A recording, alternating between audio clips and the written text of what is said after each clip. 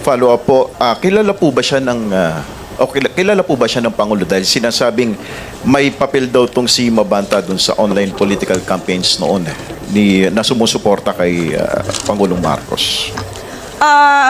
Hindi po siya kaibigan ng Pangulo, pero siguro mas nanaisin ko po kung ito po ang inyong itatanong dahil ito po ay mismong pinost ni Franco Mabanta.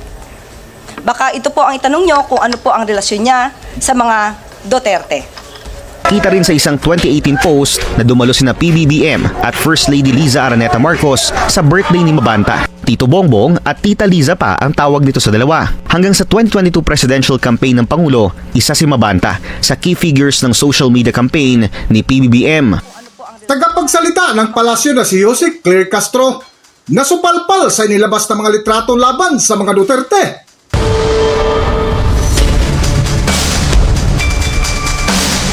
Welcome back to Kakibat TV. Nitong nakalipas nga na araw ay gumimbal sa publiko ang pagkahuli ng media personality at political content creator na si Franco Mabanta matapos siyang dakpin ng mga operatiba ng National Bureau of Investigation o NBI kasama ang 4 pang iba ito'y kaugnay sa umunoy tangkang pangingikil kay dating House Speaker Martin Romualdez na nagkahalaga ng 300 million pesos. At matapos nga sumintro at umikot sa mundo ng social media ang balita ay agad nagpatawag ng press conference si Jose Claire Castro na kung saan tinanong ng isang reporter kung ano ang reaksyon ng palasyo ukol sa extortion case ng dating speaker. Baka may reaction po ang palasyo dun sa pagkakaaresto kay Franco Mabanta, PGMN founder, kaugnay dito po sa extortion case sa dating speaker. Ang nais naman po ng Pangulo sa lahat ng pagkakataon, managot ang dapat na managot.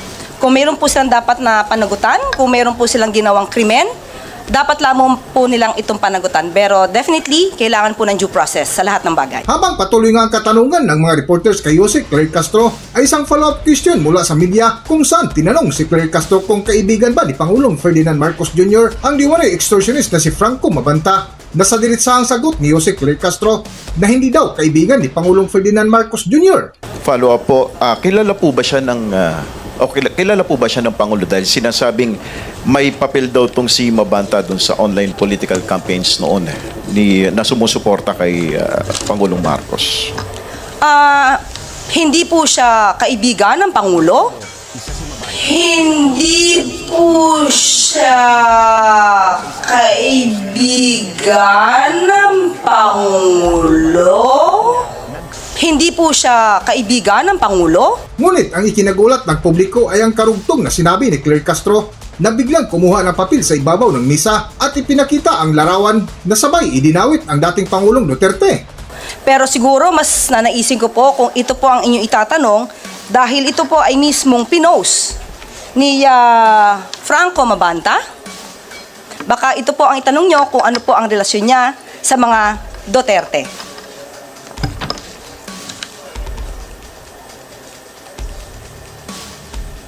Nandiyan pa nga po si Harry Roque. Quick follow-up sa inyo pong pagkakaalam, Yusek, ano po ang relasyon po kaya ni Mabanta sa mga Duterte? Ay, kayo po ang magtanong sa kanya. Lalong-lalo na po, marami naman po yata siyang na-feature sa kanya mga articles na halos ay kumakalaban sa administrasyon. Ngunit hindi nga nagsinungaling ang ebidensya na kung saan nakuhaan ng Bilyonaryo News ng kunting background kung ano at sino ba si Franco Mabanta sa buhay ng pamilya ni Pangulong Ferdinand Marcos Jr. na tila dito napaya at nasupalpad ng husto ang kasinungalingan ni Jose Claire Castro. Para sa buong kwento, narito ating panoorin ang video. Mula sa pagiging social media architect ni PBBM hanggang sa pagiging sentro ng isang multi-million extortion scandal. Sino nga ba si Franco Mabanta at paano nauwi sa male-maletang pera ang kanyang impluensya?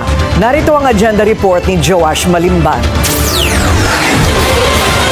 Simpleng tanong lang, bakit nandun si Mabanta at kung walang extortion na nangyari, bakit nandun yung male-maletang pera na nagkakahalaga di umano ng 75 million?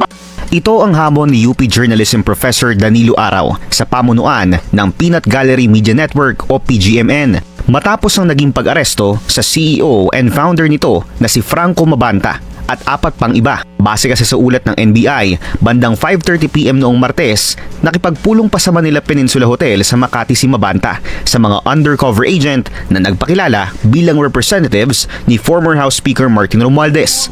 Dito raw inutusan ni Mabanta ang mga ahente na i-deliver na lang sa Valle Verde Club sa Pasig City ang pera. Isang Jardine Cristiano Serrano at Franco Jose Gallardo ang tumanggap ng mga maleta. Dito na sila sinundan ng NBI papunta sa isang function room sa loob ng Valle Verde Club, kung saan natagpuan si Mabanta, ang isa pang PGMN founder na si John Alexander Gomez at isa pang businessman na si Erickson Pacaba. Bagaman hindi parte ng board members ng PGMN, spotted si Pacaba sa 2026 kick-off party ng media platform base sa Facebook post nito. Isang kilalang social media operator si Mabanta bago pa niya itayo ang PGMN. Noong 2018, kinuha siya ni nooy former Senator Bongbong Marcos para maging bahagi ng kanyang social media team. Dito sinimula ni PBBM ang paglalabas ng kanyang weekly vlogs na isa sa mga nagtaguyod ng kanyang social media presence matapos siyang matalo sa vice presidential race noong 2016. Kita rin sa isang 2018 post na dumalo sina PBBM at First Lady Liza Araneta Marcos sa birthday ni Mabanta. Tito Bongbong at Tita Liza pa ang tawag dito sa dalawa. Hanggang sa 2022 presidential campaign ng Pangulo, isa si Mabanta sa key figures ng social media campaign ni PBBM. Pero sa isang FB post ng PGMN noong December 2025, inilahad ni Mabanta na tila nagkaroon ng fallout sa pagitan niya at ng Pangulo. Hindi raw siya impressed sa naging performance nito sa nakalipas na 3 taon. Pero on a personal level, nakikita niya pa rin daw ang kanyang sarili bilang kaibigan ng Pangulo. Itinayo niya ang Peanut Gallery Media Incorporated noong 2024 at nag-ooperate sa pangalang Peanut Gallery Media Network. Ayon sa mga dokumento nito sa Securities and Exchange Commission, siya ang tumatayong chairman at presidente ng kumpanya, habang hawak ang 75.50% shares nito. Sa latest general information sheet ng kumpanya, 3.50% naman ang hawak ng isa pang inaresto na si Gomez. Nakilala ang PGMN sa commentaries at heavily opinionated and analytical content nito na ipinapakilala nila bilang bagong muka ng pamamahayag, at sa kanilang spills na itinayo raw nila ang kumpanya ng walang backers, heavy funding at male-maletang pera. Kabilang sa mga kilalang anchor nito ang ilang prominenteng Duterte-aligned personalities tulad ni na Attorney Rowena Guanzon at former PACC Chairman Greco Bellica. Kasama pa sa hanay ng kanilang anchors ang artistang si Edu Manzano, automotive journalist James Dikin, retired One Championship star Brandon Vera at lawyer-vlogger na si Attorney Regal Oliva. Deactivated naman na ang Facebook account ng lead anchor nila na si CJ Hiro matapos maibalita ang nangyaring pag-aresto. Ayon kasi sa complaint affidavit ng kampo ni Romualdez, kabilang si Hiro sa mga respondent. Siya raw ang host sa 2-part video expose na magdidiin sa mambabatas, dahilan kung bakit ito umano tinangkang kikilan ng 300 milyong piso. Nagpadala pa raw ang kampo ni Mabanta ng isang 3-minute teaser para patunayan ang video na ito.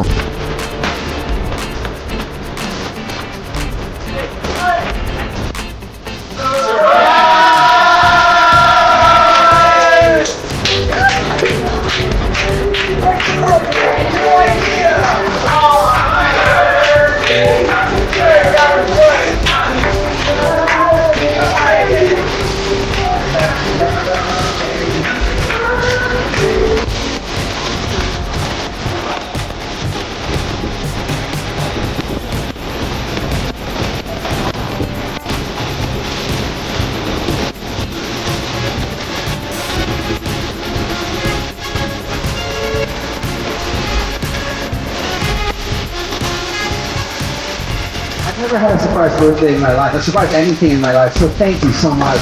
I don't know whose idea this was, but you guys got me. Thank you so much. I feel special, so thank you. Thanks for making me feel loved. I love you guys. Thank you.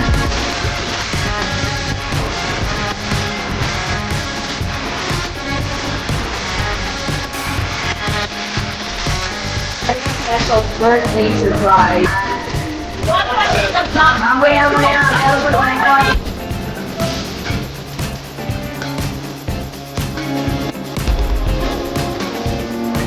I want to say I've never had a surprise birthday in my life. From here on in, I will never trust any of you. Any of you. I love you so much.